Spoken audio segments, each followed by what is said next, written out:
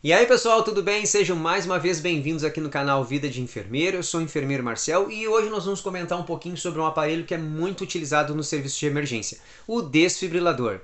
Mas antes de mais nada eu quero te pedir aquela gentileza, deixa o like aqui nesse vídeo pessoal. O like é a única maneira que a plataforma do YouTube entende que você gostou e recomende para outros colegas. E se você ainda não é inscrito, dá tempo de se inscrever. Aperta o botão de inscrição, ativa o sininho das notificações para você saber quando saem vídeos novos aqui no canal e compartilhe com outros colegas. Bem pessoal, com certeza você já ouviu falar no desfibrilador. Hoje é um equipamento que é conhecido não só pelos profissionais da área da saúde, mas com uma população em geral.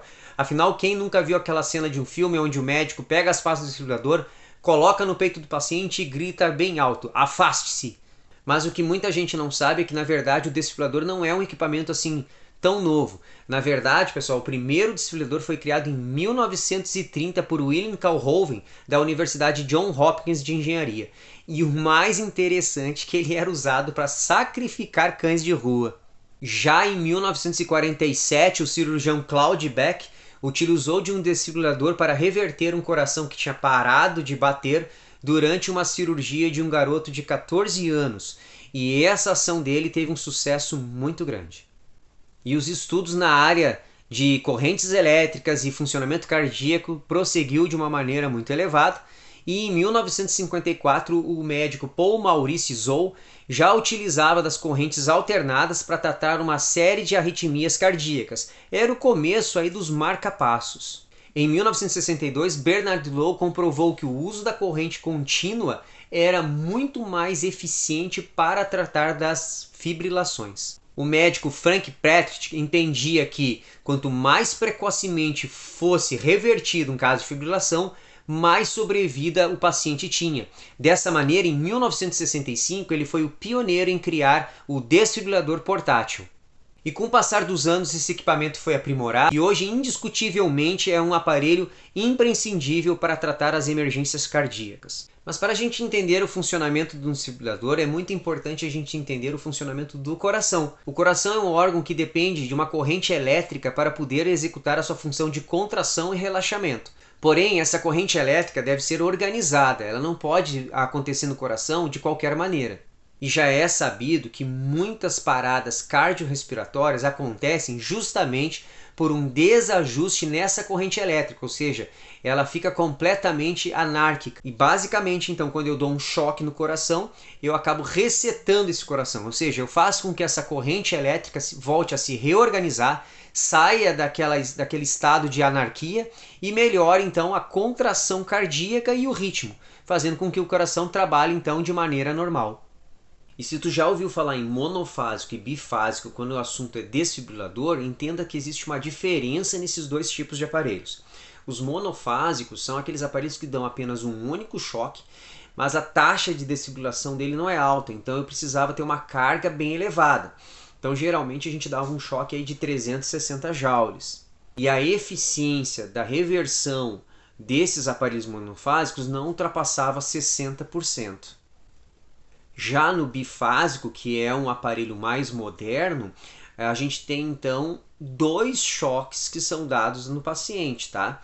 E aí por serem duas cargas que a gente acaba administrando, ou seja, dois choques que ocorrem, né, quando eu disparo lá nas PAs, a eficiência dele para desfibrilar o paciente é muito maior. E consequentemente eu não preciso usar uma carga tão alta, tanto que a gente usa uma carga de 200 joules. E na descrição desse vídeo, pessoal, eu vou deixar ali todo um complemento de informações sobre a desfibrilação. Então, assista esse vídeo até o final, mas não se esqueça de olhar a descrição para tu pegar mais informações técnicas sobre a desfibrilação. Bem, mas quando vamos então realizar o choque no coração? Existem dois ritmos, pessoal, de parada cardiorrespiratória que são de maior incidência, é a fibrilação e a taquicardia ventricular. Nesses ritmos, o que acontece? O coração possui carga elétrica. Só que lembra quando eu falei que as cargas ficam totalmente desorganizadas? É o que acontece nesse momento. Essas cargas, elas não estão seguindo o fluxo normal que elas têm que seguir. E com isso, o coração não consegue ter poder de contração. Tá? A arritmia que acontece ali é muito grande, então o coração não tem poder de contração. Tá? E é nesse momento, então, quando a gente identifica essas cargas, que nós vamos, então, chocar o paciente. Agora, uma observação importante: nos ritmos que a gente fala, que a gente denomina de não chocáveis, não adianta tu realizar a desfibrilação, ou seja, na assistolia e na atividade elétrica sem pulso, tu vai estar apenas perdendo tempo, né, se tu ficar tentando realizar um choque nesse momento. E para realizar esse choque, né, durante o andamento de uma parada cardíaca, é muito importante a gente lembrar que o tórax da vítima tem que estar desnudo, né? Nós temos que posicionar as pás do desfibrilador de maneira correta, tá? E para isso, pessoal, os aparelhos hoje vêm com a indicação de onde colocar as pás. Tá? Se a gente observar, nós vamos ver na marcação da própria pá o nome externo ou apex. E aí a gente vai posicionar essas pás. Lembrando, pessoal, de não esquecer de colocar o gel condutor, tá? Porque senão, quando eu disparar esse choque, além de prover uma queimadura na pele do paciente, a carga elétrica não vai fazer o caminho que ela tem que fazer, ou seja, ela não vai criar aquele fluxo, né, de carga no coração. Então eu só vou ter queimado o peito do paciente. E com certeza você não quer fritar o seu cliente, né? E na pediatria, tem diferença do posicionamento dessas pás? Em alguns casos vai ter. Tá? As pás, o ideal é elas ficarem distantes uma da outra, pelo menos de 4 centímetros. Eu tenho uma distância de 4 centímetros entre uma pá e a outra. Tá? Como geralmente a gente acaba atendendo também na emergência crianças muito pequenas, menores aí de 25 quilos, né, essas pás vão ficar muito próximas. Então uma alternativa que a gente tem é colocar uma pá na parte anterior do tórax e a outra na parte posterior do tórax. Tá? E em muitos aparelhos de desfibrilação, eles já vêm com essas especificações e vêm até mesmo com um gabarito para a gente poder colocar as pás de maneira correta. Então fique atento a esse posicionamento. Muda a carga elétrica nas crianças, pessoal? Vai mudar a carga? Sim, vai mudar, tá?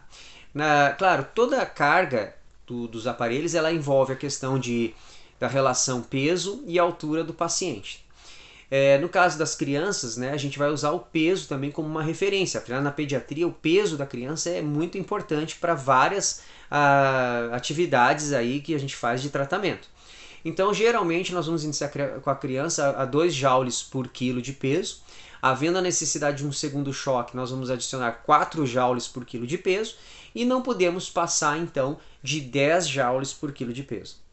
Lembrando, pessoal, então, que aqui na descrição desse vídeo, tá, eu vou colocar todas essas especificações técnicas aí para você estar estudando e estar acompanhando, tá? Deixa nos comentários as suas dúvidas, né? Deixa no comentário o que você quer saber também sobre desfibrilação, que eu faço um novo vídeo aí explicando para vocês. E reforçando que o Conselho Federal de Enfermagem, através da Resolução 704 de 2022, autoriza o uso do desfibrilador pelo enfermeiro com total autonomia nos casos emergenciais, tá? Então é por isso que é muito importante você, profissional, enfermeiro, ter conhecimento de como funciona um desfibrilador e quando você deve usá-lo. E reforçando aqui, pessoal, que o ato de a gente desfibrilar o paciente tem que ser no momento certo, ou seja, nos ritmos que a gente chama de chocáveis. Tá? Então, se tu tem alguma dificuldade, pessoal, em interpretar a leitura de um monitor cardíaco, se tu tem dificuldade, né, se tu não sabe identificar esses ritmos, eu te aconselho a estudar bem essa parte, tá? E se tiver interesse, se vocês quiserem aprender sobre ritmo cardíaco, deixa aqui nos comentários desse vídeo, que a gente monta um vídeo específico só sobre os ritmos cardíacos. Importante, pessoal, a gente fazer o autoteste do aparelho, tá? Verificar se ele está funcionando de maneira correta. Então a gente liga o aparelho aqui nesse modelo, vai fazer um autoteste. E assim que ele fizer o autoteste, eu vou adicionar uma carga, que no caso eu vou dar uma carga bem pequena, né? Vou regular uma carga e vou preparar o aparelho como se eu fosse dar um choque. Tá? Assim que a carga estiver completa, eu vou retirar as pás, né, da posição e vou colocar sobre os bornes de teste e dou um choque como se fosse um choque lá na hora real. Brilhou ali o flash, o aparelho está então funcionando de maneira correta. Lembrando que em cada pá vem a posição que ela deve ser colocada, né? Essa é do externo, e a outra pá então vem descrita a sua posição, que é no apex, tá? E com isso eu consigo colocar as pás então na posição correta do tórax do paciente. Se eu precisar, pessoal, utilizar na pediatria, eu então modifico a pá para o tamanho pediátrico, mas mesmo com tamanho pediátrico, muitas vezes é necessário colocar uma pá na parte anterior e a outra na parte posterior do tórax do paciente. Tá ok? E se você quiser saber um pouco sobre cardioversão e a diferença dela para desfibrilação, deixa aqui nos comentários as suas dúvidas que a gente faz um vídeo só para atender essa demanda. E se você não é inscrito ainda, aperta o botãozinho de inscrição, ativa o sininho das notificações para você saber quando vai estar saindo vídeo novo, e eu espero vocês aqui no nosso canal. Ah, e não se esqueçam, Vida de Enfermeiro no Instagram e no Facebook.